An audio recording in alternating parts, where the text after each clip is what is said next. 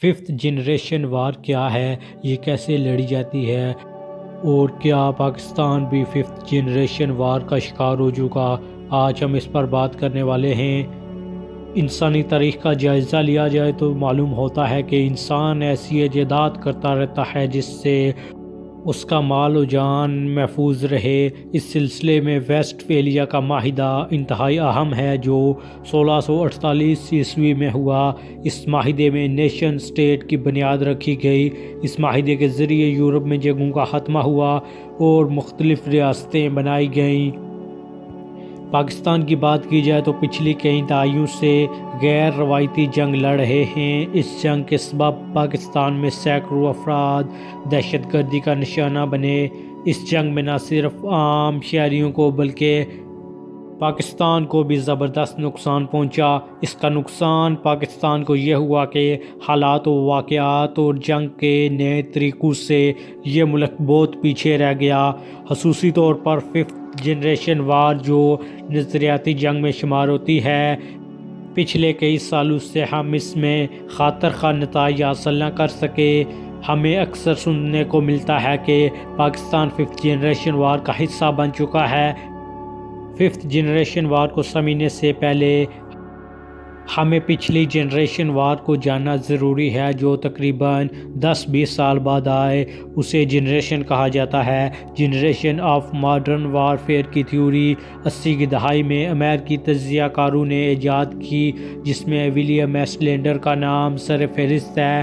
انہوں نے اپنی زندگی میں کبھی بھی کسی بھی جنگ میں حصہ نہ لیا، مگر اس کے باوجود وہ امریکن دفاع کے لیے لکھتے رہے۔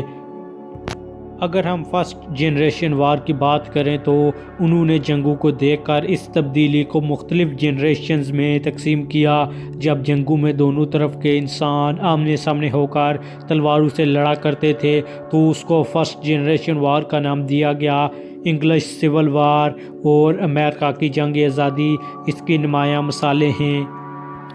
2nd جنریشن وار جب بندوقیں اور توپیں ایجاد ہوئیں اور اس کے ذریعے جنگیں لڑی جانے لگیں تو ان جنگوں کو 2nd جنریشن وار کہا جاتا تھا۔ 2nd جنریشن وار کی سب سے بڑی مثال پہلی جنگ عظیم ہے۔ 2nd جنریشن وار کو فرینچ آرمی نے ترقی دی۔ 3rd جنریشن وار کے بارے میں بات کریں تو جوں انسانوں نے ترقی کی راہیں ہموار کیں، جنگی محاذ پر بھی ایک دوسرے سے آگے نکلنے کی کوششوں میں مگن رہے۔ جب جنگوں میں فضائیہ اور نیوی وغیرہ کو بنیادی حیثیت حاصل ہوئی یا میزائلوں کے ذریعے سے دشمن پر وار کرنے کا راستہ نکالا اور ٹیکنالوجی کا استعمال فیصلہ کن کردار ادا کرنے لگے، اس طرح کی جنگوں کو 3rd جنریشن وار کا نام دیا جاتا ہے۔ 3rd جنریشن وار کی سب سے بڑی مثالیں دوسری جنگ عظیم اور کوریا وار ہیں۔ 3rd جنریشن جنگیں صرف افواج کے درمیان لڑی جاتی تھیں۔ ایک ملک کی فوج کو دوسری ملک کی فوج کا علم ہوتا تھا۔ 4th جنریشن وار میں جوں وقت گزرتا گیا جنگی محاذ پر نت نئے تجربات کیے گئے جو کامیاب رہے۔ جنگ لڑنے کے لیے ملکی افواج کے ساتھ ساتھ نان اسٹیٹ ایکٹرز کا کردار بھی اہم بن گیا۔ نان اسٹیٹ ایکٹرز کے ساتھ ساتھ سفارتکاری، معیشت اور پروپیگنڈا کے ہتھیار بھی شامل ہو گئے۔ اس طرح کی جنگ کو 4th جنریشن وار کا نام دیا گیا۔